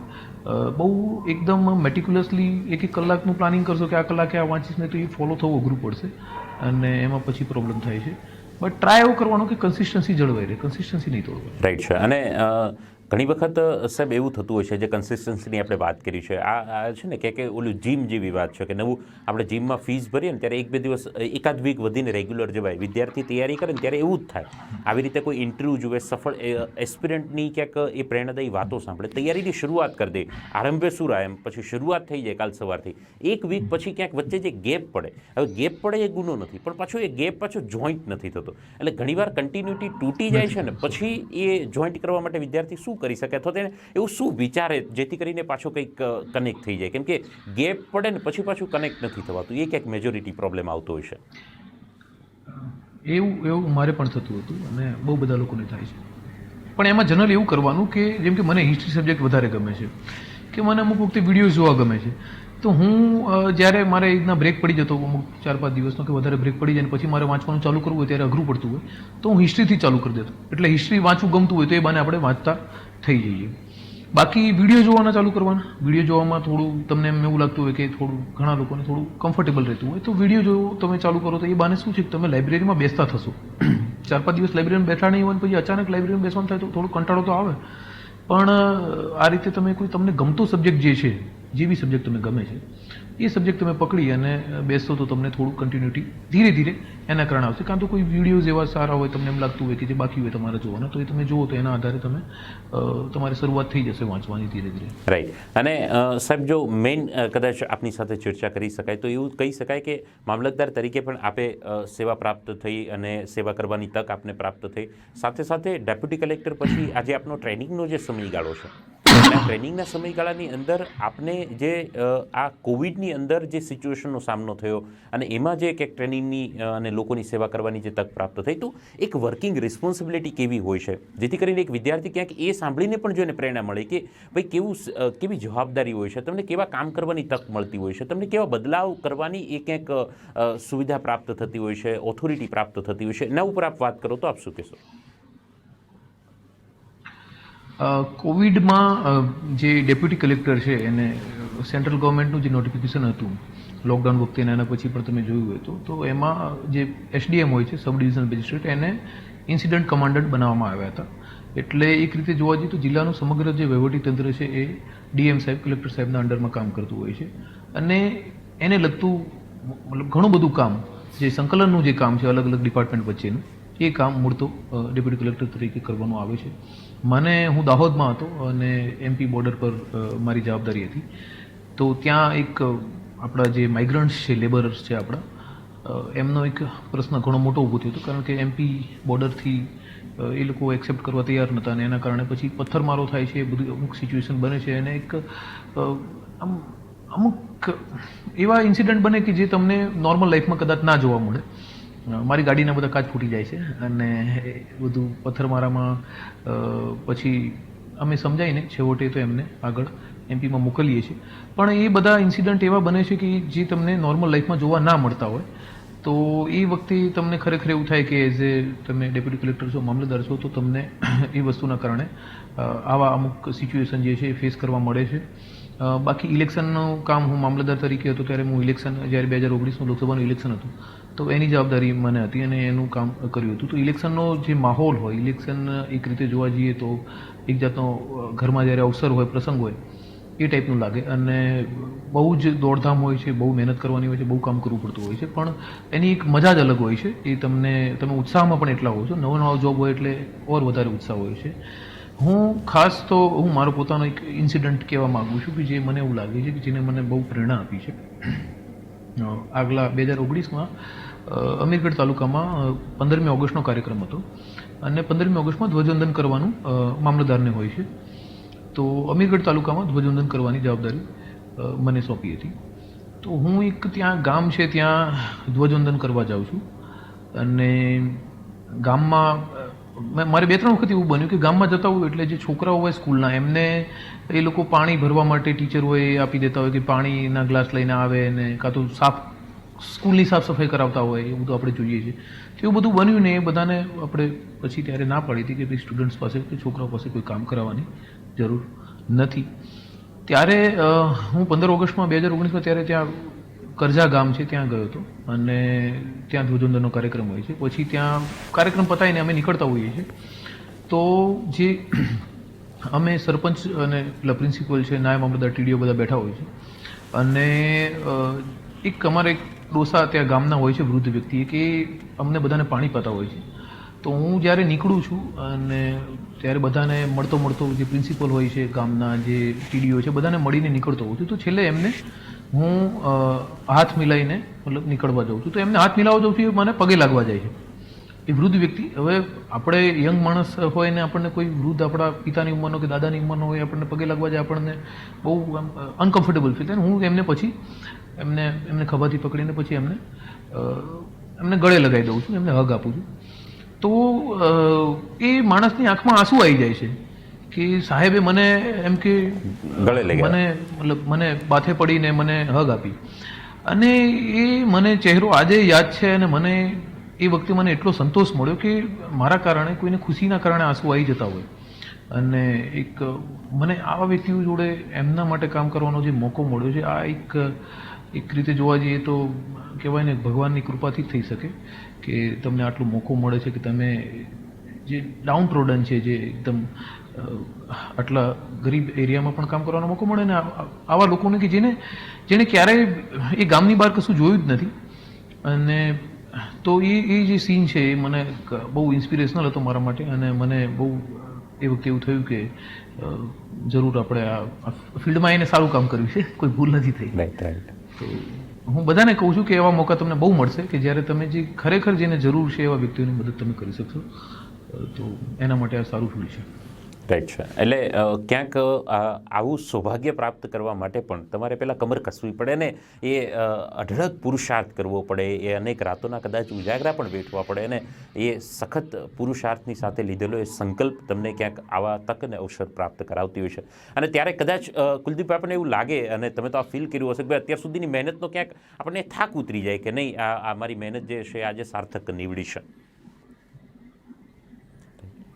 100%. ત્યારે એમ થાય કે હું અને એ પણ બધાને કહું કે તમે જેટલી પણ મહેનત કરશો, તમને જો જીપીએસસીમાં વર્ગ 2માં વર્ગ 1માં તમને કોઈ જવાબદારી આપવામાં આવશે અને યુપીએસસી વાળા જે પાસ કરે છે એ બધા પણ કહે છે કે તો તમને ત્યારે તમે 5 વર્ષ મહેનત કરી હશે, 6 વર્ષ મહેનત કરી હશે, ત્યારે તમને પ્રોબ્લેમ થતી હશે, પણ જ્યારે તમે પાસ કરીને આવશો અને તમને જે વેરાયટી જે કામમાં કરવા મળશે, અલગ અલગ લોકોને જે મળવા મળશે, બહુ હું માનું છું કે વર્લ્ડ વ્યૂ પણ જે લોકોનો હોય છે આપણો બધાનો, જેમ કે જે તે વ્યક્તિ જે તે એરિયામાં રહેતો હોય એનું એક વિચાર જે હોય છે એકદમ સીમિત હોય છે.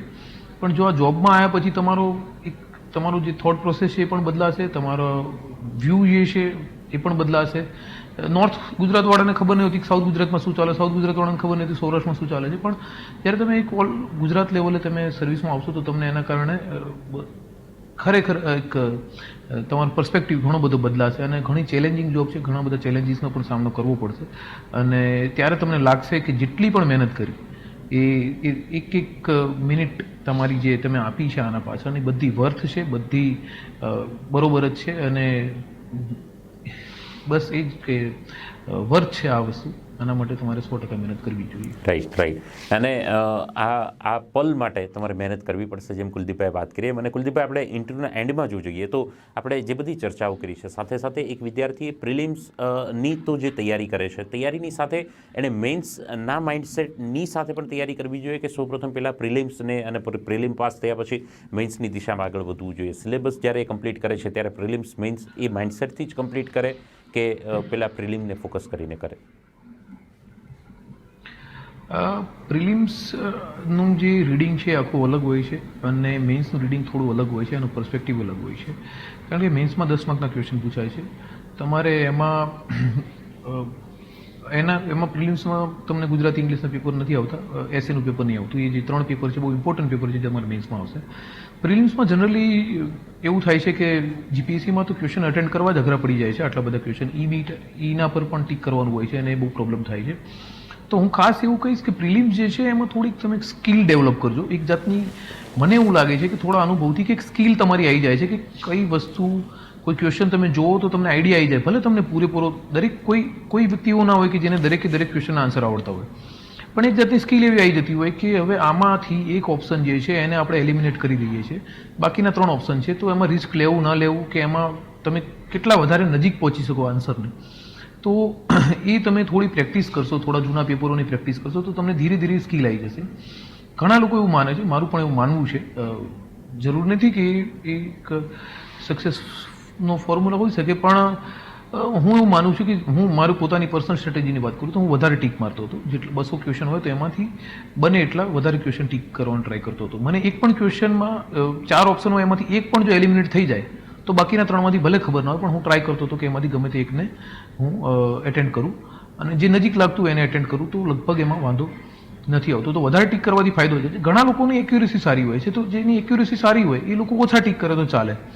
પણ અમુક તમે એક બધાને કહેવા માંગીશ કે એક રેન્જ બનાવી દેજો કે 200 ક્વેશ્ચન છે તો આપણે આટલા તો ટીક મારવા, જેમ કે આટલાથી ઓછા નહીં ને આટલાથી વધારે નહીં. એક રેન્જ એવી બનાવી દેજો કે જેમ કે 160 થી 180 કે 160 થી ઓછા ને 180 થી વધારે. પેપર ટુ પેપર અલગ અલગ આ વસ્તુ પાછી ચેન્જ થાય છે. જો અઘરું પેપર હોય તો પછી તમારે ઓછા ટીક મારવા પડે, પણ સ્ટીલ તમે એક જાતનું એક પહેલેથી થોડું પ્લાન રાખજો કે આટલાથી વધારે ને આટલાથી ઓછાની થોડા ટીકનો એક અંદાજ રાખજો કે કેટલા આપણે સવાલ એટેન્ડ કરવા છે.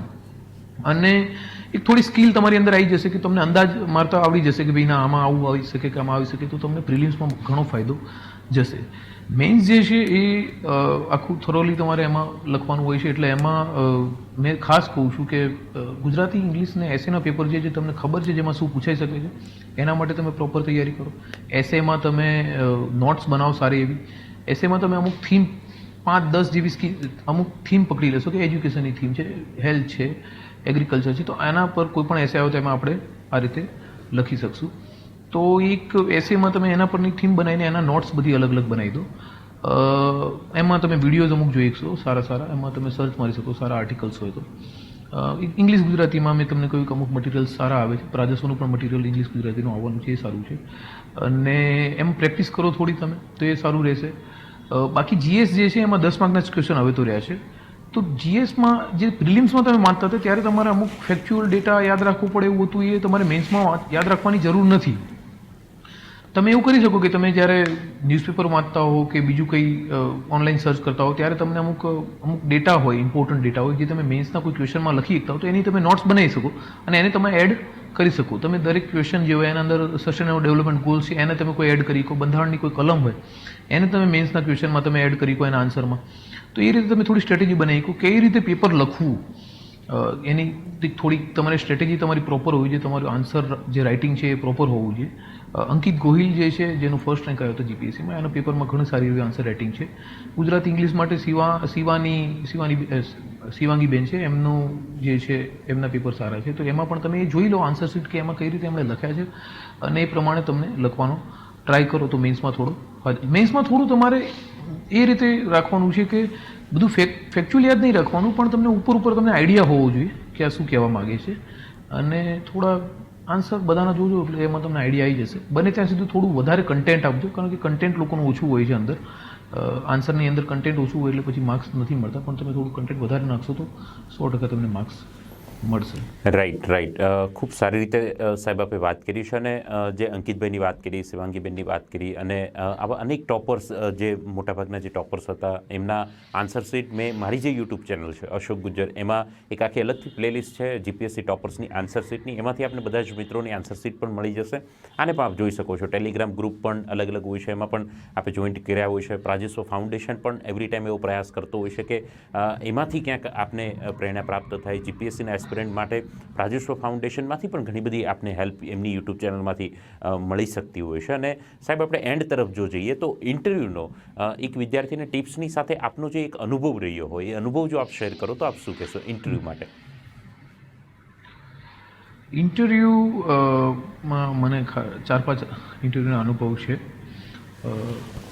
ઇન્ટરવ્યૂ એકચ્યુઅલી બહુ સબ્જેક્ટિવ વસ્તુ છે અને એના વિશે અત્યારથી વાત કરવી એવું લાગે કે જ્યારે ઇન્ટરવ્યૂ આવે તો હું ખાસ તો એવું કહું છું જેને પણ ઇન્ટરવ્યૂ આવે એમણે મોક ઇન્ટરવ્યૂ થોડા આપવા જોઈએ તો થોડો એમને કોન્ફિડન્સ આવે અને થોડો કોન્ફિડન્ટ બિલ્ડઅપ થાય. ડાયરેક્ટ જ શરૂઆતમાં જે ઇન્ટરવ્યૂ પહેલી વખતે મેં આપ્યું તો મને પણ યાદ છે કે થોડું એ વખતે અમને ડર લાગતો હોય. અંદર તમે ઇન્ટરવ્યૂના રૂમમાં જતા હો ત્યારે તમને એક બીક લાગતી હોય, પણ ધીરે ધીરે જેમ ઇન્ટરવ્યૂનો એક્સપિરિયન્સ થાય પછી તો વધારે સારું રહેતું હતું. ઇન્ટરવ્યૂનું બોર્ડ જે છે એ જે આપણે યુટ્યુબ પર વિડીયોમાં ઘણી વખતે જોતા હોઈએ કે એવું બધું સ્ટ્રિક્ટ ને એવું નથી હોતું. એકદમ પોલાઇટ અને એકદમ હેલ્પફુલ હોય છે. એમાં દાસા સાહેબનું તો એકદમ જ હેલ્પફુલ, મને 2 વખત ઇન્ટરવ્યૂ દાસા સાહેબનું હતું અને બહુ હેલ્પફુલ હતા. અને બધા ઇન્ટરવ્યૂના બોર્ડમાં બીજા મેમ્બર પણ હતા, બધા એકદમ હેલ્પફુલ હોય છે અને તમને બહુ કમ્ફર્ટેબલ બનાવે છે. તમને એવું કોઈ એટલું પ્રેશર નથી આપતા જેવું બીજી જગ્યાએ ઘણી વખતે આપણે વિડીયોમાં જોઈએ કે બહુ પ્રેશર આપતા હોય, એવું કશું હોતું નથી. એકદમ તમને જો તમે અનકમ્ફર્ટેબલ હો તો તમને કમ્ફર્ટેબલ બનાવવાનો ટ્રાય કરે છે. તમને પહેલાં નોર્મલ ક્વેશ્ચન પૂછે છે જેથી તમે કમ્ફર્ટેબલ થાઓ. તમે એક એમના એ બધી રીતે હેલ્પ કરવા તૈયાર હોય છે. લેંગ્વેજની રીતે વાત કરીએ આપણે ઇન્ટરવ્યૂમાં તો ઇંગ્લિશમાં આપવું હોય, ગુજરાતીમાં આપવું હોય, હિન્દીમાં આપવું હોય, દરેક લેંગ્વેજમાં કોઈ પ્રોબ્લેમ નથી. તમને જો કોઈ લેંગ્વેજમાં નથી ફાવતું તો તમે બિલકુલ ગુજરાતીમાં આપી શકો છો અને ઘણી વખતે તો ઇન્સિસ્ટ કરે કે તમે ગુજરાતીમાં જ આપો, કોઈ વાંધો નહીં એમ કે જો તમને ના ફાવતું હોય તો એકદમ કોર્ડિયલ હોય છે ઇન્ટરવ્યૂ બોર્ડ અને સારો એક્સપિરિયન્સ રહે છે. પણ થોડી પ્રિપેરેશન ઇન્ટરવ્યૂની કરીને જવી જોઈએ. થોડા મૂક ઇન્ટરવ્યૂ આપવા જોઈએ. પોતાની રીતે થોડું વિચારવું જોઈએ કે પોતાનું બેકગ્રાઉન્ડ જે છે, ગ્રેજ્યુએશનનું બેકગ્રાઉન્ડ છે, જે પોતે જોબ કરી હોય તો એનું બેકગ્રાઉન્ડ હોય તો એના પર ક્વેશ્ચન તમને બની શકે તો એ તમે એટલી થોડી એટલા થઈને જાઓ. તમારી હોબી હોય કે મને હોબી મારી રીડિંગની હતી તો મને નોવેલ્સને વાંચવું વધારે ગમે છે તો એના પર મને ખબર હતી કે એક્સપેક્ટેડ ક્વેશ્ચન બની શકે છે. તો એવું તમે પહેલેથી એક થોડું પ્લાન બનાવીને જાઓ કે ભાઈ અમુક જે પોતાના ફિલ્ડ છે એમાં તમારું થોડું નોલેજ સારું હોય તો લગભગ વાંધો ના આવે. જેન્યુઇન હોબી હોવી જોઈએ, જેન્યુઇન હોવો જોઈએ તમારા આન્સર્સ, ખોટા ના હોવા જોઈએ. તમે હવે તમારી કોઈ હોબી ના હોય ને પછી તમે ખાલી એમ કહો કે મારી આ હોબી છે તો એ લોકો તરત પકડી પાડશે. કારણ કે એમણે બહુ બધા ઇન્ટરવ્યૂ લીધા છે ને બહુ બધા લોકોને એમને અનુભવ છે. તમારા ચહેરાને જોઈને કહી દેશે કે આ માણસ સાચું બોલે છે, ખોટું બોલે છે. તો જે પણ બોલો જેન્યુઇન બોલો અને ના હોય હોબી કે ના હોય બીજું કંઈ તો વાંધો નથી, પણ જો જેન્યુઇન રહો તો માર્ક્સ તો સારા મળે છે. રાઈટ.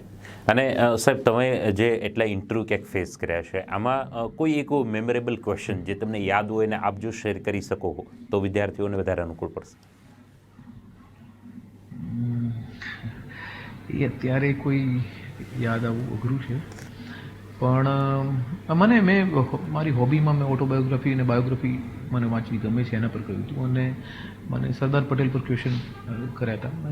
સરદાર લાઈફ રાજમોહન ગાંધીની બુક છે, મેં વાંચી હતી એમની બાયોગ્રાફી, તો એના પર ક્વેશ્ચન સરે કર્યા હતા, દાસા સરે કર્યા હતા. અને ઘણા એક રીતે જોવા જોઈએ તો પોલિટિકલ એક ટાઈપનો ક્વેશ્ચન હોય છે કે જેમાં તમારે બહુ એક ન્યુટ્રલ જેવો આન્સર આપવો પડે અને એમાં એ વખતે એટલે એવા ક્વેશ્ચન આવતા હોય છે અને એને તમે કઈ રીતે હેન્ડલ કરો છો એ બહુ મેટર કરે છે. અને તો મને એક એ જ યાદ છે કે સરદાર પટેલ પર મને ઘણા ક્વેશ્ચન કર્યા હતા અને મને ગમ્યું હતું, મતલબ જવાબનું સારી રીતે આપ્યું. રાઈટ.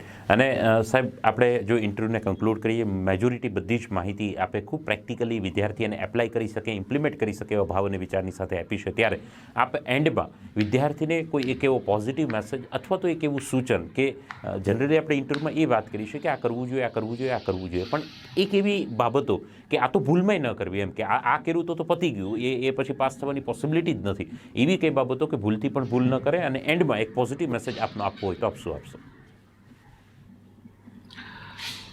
ના કરવું જોઈએ એવું તો હું ખાસ તો એવું માનું છું કે ડાયવર્ટ ના થવું જોઈએ. મેન તો લોકો બહુ ડાયવર્ટ થઈ જતા હોય છે. જનરલી મેં જોયા છે 2 વર્ષ નહીં, વર્ષ થાય પહેલાં ડાયવર્ટ થઈ જાય છે.